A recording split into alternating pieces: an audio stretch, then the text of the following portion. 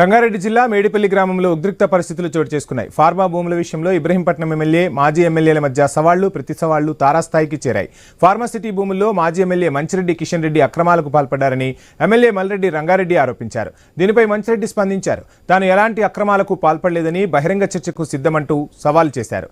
యాచారం మండలం మేడిపల్లి గ్రామానికి రావాలని మల్రెడ్డి రంగారెడ్డికి సవాల్ విసిరారు. ఇప్పటికే మేడిపల్లి గ్రామంలో బీఆర్ఎస్ శ్రేణులు ఏర్పాటు చేసిన టెంట్లు, కుర్చీలను స్థానిక కాంగ్రెస్ నాయకులు తొలగించారు. మరోవైపు ఉద్రిక్తత నేపథ్యంలో బీఆర్ఎస్ నాయకులను పోలీసులు హౌస్ అరెస్ట్ చేశారు. అధికార దుర్వినియోగం చేస్తున్నారని బీఆర్ఎస్ ఆరోపిస్తోంది. అటు మేడిపల్లికి వచ్చి తీరుతానంటూ మంచిరెడ్డి తేల్చి చెప్పారు. మంచిరెడ్డి బయటకు రాకుండా పార్టీ ఆఫీసులోనే ఆయన్ను పోలీసులు హౌస్ అరెస్ట్ చేశారు.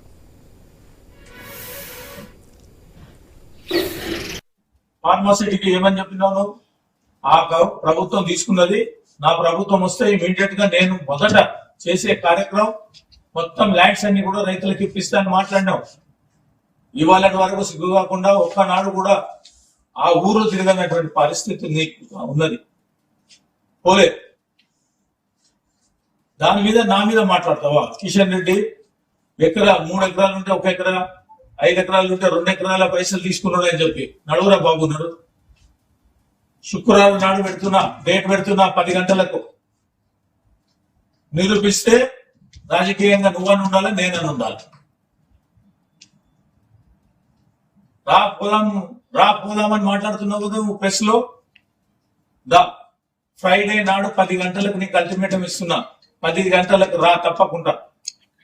దమ్ము ధైర్యం ఉండి నిజాయితీగా ఉంటే, వాళ్ళకి చెప్పిన మాట నిలబెట్టుకుంటే నువ్వు శుక్రవారం నాడు పొద్దున 10 గంటలకు నేను మేడిపల్లిలో ఉంటా, రా.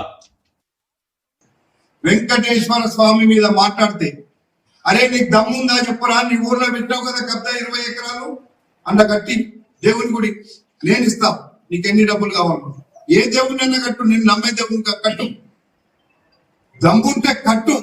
కట్టేటోని అభిషేక ఆనంద నిలయం అని పెట్టినమ్మా. వెంకటేశ్వర స్వామికి అభిషేకం అంటే చాలా ఇష్టమైన దేవుడు. ఆయన దేవాలయం ఆనంద నిలయం, అవునా? అభిషేక ఆనంద నిలయం ఆలయం అని పెట్టినాం. మీ కడుపు మండుతుందా?